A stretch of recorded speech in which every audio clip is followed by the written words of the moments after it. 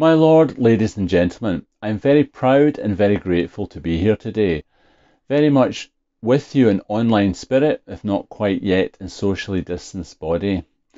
This format wasn't quite what I, or I'm sure any of us, had imagined.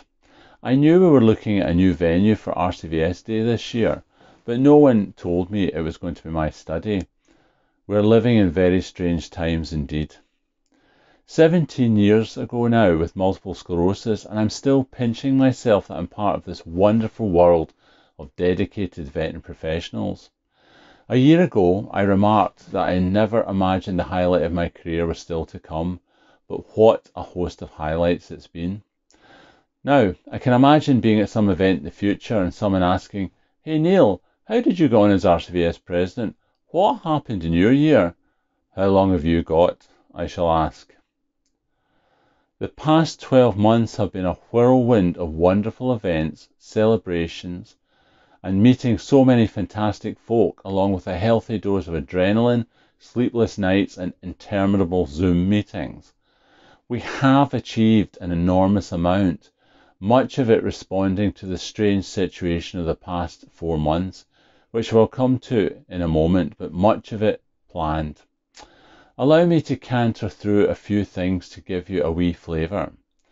A packed fellowship day in October, showcasing the talents of our fellows and also the fellows of the future. A series of innovation evenings hosted by ViVet, our innovation network, in August, and our second ViVet symposium in October. We launched our Undercare and Out of Hours review, which aims to ensure that our guidance remains fit for purpose in an ever-changing world. Additional cohorts of our very popular Edward Jenner Veterinary Leadership MOOC, which has now had approaching 10,000 learner enrolments since inception. A series of Mind Matters resilience courses run jointly with BSAVA, plus our first student mental health roundtable and second mental health research symposium. Formal approval in October for the University of Surrey's veterinary degree. My congratulations to Chris Proudman and all the team at Surrey.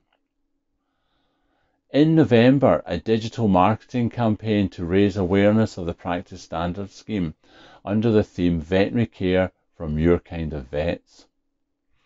On the education front, VN Council launched new qualification accreditation standards, and we launched a new outcomes-based approach to continuing professional development.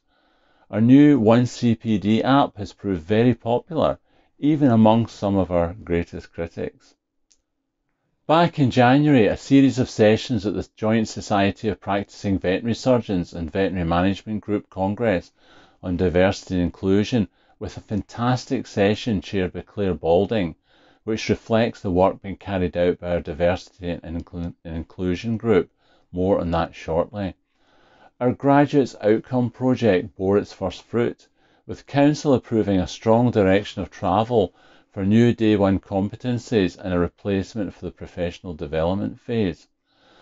I've also been struck by the nature of international cooperation of some of our standout moments over the last year, and how, true to the motto that accompanies our coat of arms, Vis Unita Fortior, there really is strength through unity. We are still working towards EU exit, remember that. I genuinely thought I might be known as the Brexit president, although I fear that moniker will now be superseded. Nevertheless, in October we signed a historic mutual recognition agreement with the Veterinary Council of Ireland to recognise each other's veterinary degrees.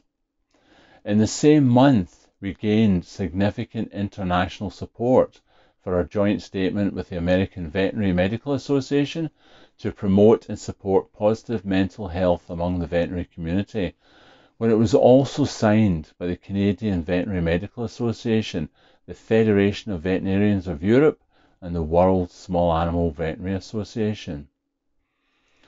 Then in January, we signed a joint statement with BVA and the FVE that the European veterinary community remains united, with the emphasis on the highest standards of care and animal welfare. An exemplar of our ongoing close ties with our veterinary colleagues across Europe was to be the FVE General Assembly we were due to host jointly with BVA in London in June. But of course, that, along with so many other things, was forced to change with the onset of the global COVID-19 pandemic in March. At this point, I would like to invite you to join me in pausing for a few moments to remember all those who have lost their fight with this terrible virus in the UK and around the world in recent months.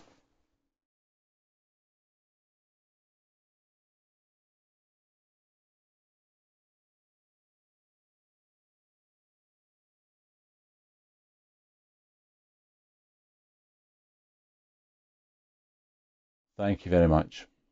I should like to express my heartfelt condolences to everyone who has lost family members or friends, and to thank most sincerely the NHS frontline staff who have risked everything to keep us safe, and all key workers and essential businesses who have joined the national effort to beat this disease. So of course, from March, everything started to change, and like everyone, we were forced to shift our priorities. The team at Belgravia House rapidly changed its focus from planning, developing and creating to cancelling, suspending and rescheduling, and all the while getting to grips with not being in Belgravia House anymore. Initially via Council and then through dedicated RCVS Council and VN Council COVID-19 task forces, we have worked with speed and agility, perhaps not words you would naturally associate with this particular August body, while, and this has been the most difficult part, ensuring that we continue to maintain robust standards.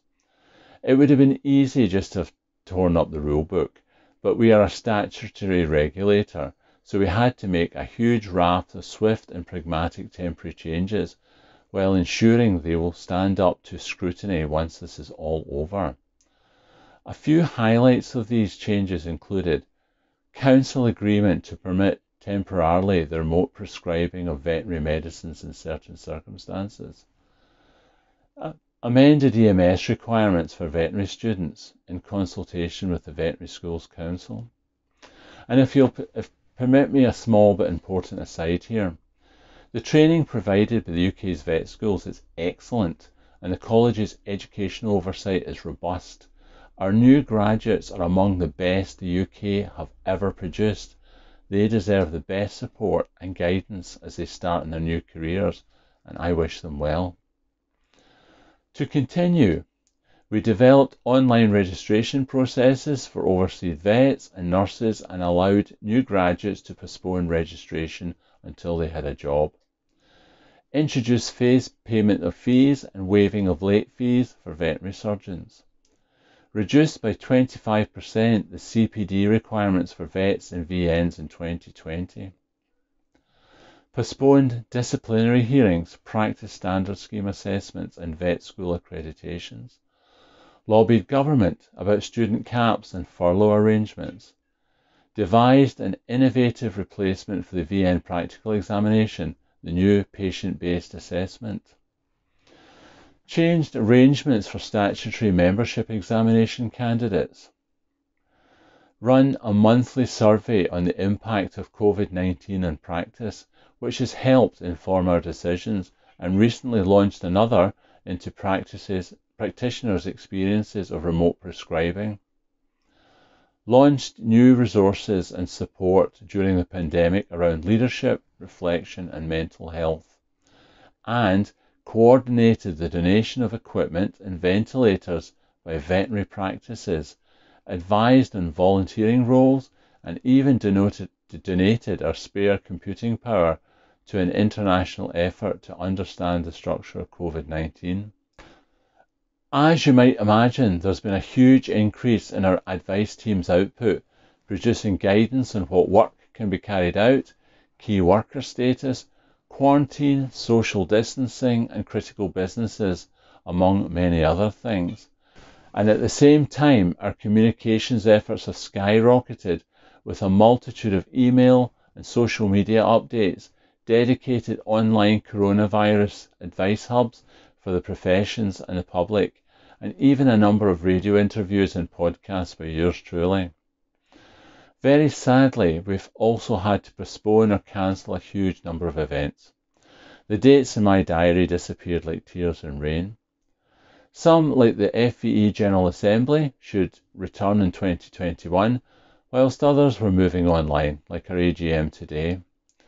We have worked closely with BVA throughout, producing a number of joint statements to help guide and support the professions, particularly through these acutely challenging and confusing first months. I was particularly pleased and privileged to join BVA President Daniela dos Santos, who is putting in a real shift in a webinar at the height of the outbreak with an audience of over 3,000 listeners. RCVS officers have met frequently, not only with BVA and its divisions, but also Veterinary Schools Council, the UK CVOs, DEFRA, APHA, FSA, FSS, and every stakeholder you could possibly imagine. We're teamed and zoomed out to the max, and "you're on mute" has become an all too familiar catchphrase under Zippy's ever watchful eye. Our professions will, however, get through this, thanks to the incredible veterinary surgeons and nurses working in general practice, specialist practice, education, government, laboratories, and everywhere in between, working in strange situations and enduring personal hardship and emotional upheaval and financial turmoil, yet still doing their very best for our animals. I was heartened to see this huge effort and commitment publicly recognised by DEFRA Secretary of State George Eustice in his open letter of thanks to the professions earlier this year. To my vet and VN colleagues across the UK, you absolutely deserve the trust and respect placed in you by the public, and I salute you. So what of the future? Well, we will hear a little more shortly about our exciting new 5-year strategic plan, which, in spite of everything that has happened recently, is already well underway. RCVS Council recently agreed for the recommendations of our Legislation Working Party, chaired by Professor Stephen May, to go out for full consultation. After more than a dozen meetings with BVA and BVNA over 3 years, and looking at 56 different reform proposals, this is the most comprehensive review of the Veterinary Surgeons Act since 1966. It aims at ensuring RCVS is a modern, principle-based regulator with far-reaching possibilities for our professions.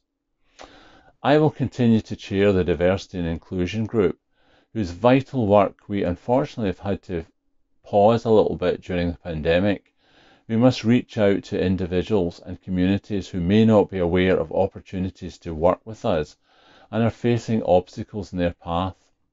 We must improve, support and protect diversity in the workplace and not be afraid to call out if things are not right or safe for any individual. We will continue to work with other groups to break down barriers to a more diverse profession with regard to selection, recruitment and retention. We need role models, mentors and guides. We want diverse role models into schools to improve awareness of our professions and to assist opportunities to join with us. Once in our veterinary world, everyone should enjoy the same opportunities and rewards without ever feeling prejudice or abuse. And so, in closing, I hope you will indulge me in a few personal thank yous. I owe everything to my parents, who sadly are no longer here. I absolutely could not have managed this year without the support and hard work of my wife, Colette. Thank you, Colette. And the support of my children, Andrew, Natalie and James, and my 3 grandchildren. I am very grateful for the support and hard work of my fellow council members. Council is at its finest when it is debating and deciding on complex issues with integrity, tolerance and respect, and we have had plenty of such debates these past 12 months. The team at Belgravia House, or rather scattered across London, and our assessor team around the country do a fantastic job too. On behalf of the councils and wider professions, I should like to thank them sincerely for everything they do and for the long hours and commitment to get the RCVS work done in all its myriad forms. and raising £3,700 for shelter and the 2.6 challenge in their spare time. Brilliant. One particular person, however, deserves special mention, a certain Elizabeth Ann Lockett, our CEO. Lizzie has been simply magnificent, working incredibly hard to support me, my fellow officers and council, and to guide and to lead the whole staff team. She has skillfully and unassumedly steered the college through these recent extremely challenging times, while continuing to achieve so much more for our professions along the way. She is the epitome of integrity, decency and compassion, with a mind as sharp as an obsidian scalpel blade. Thank you, Lizzie, and your whole team, and thank you everyone for joining me today.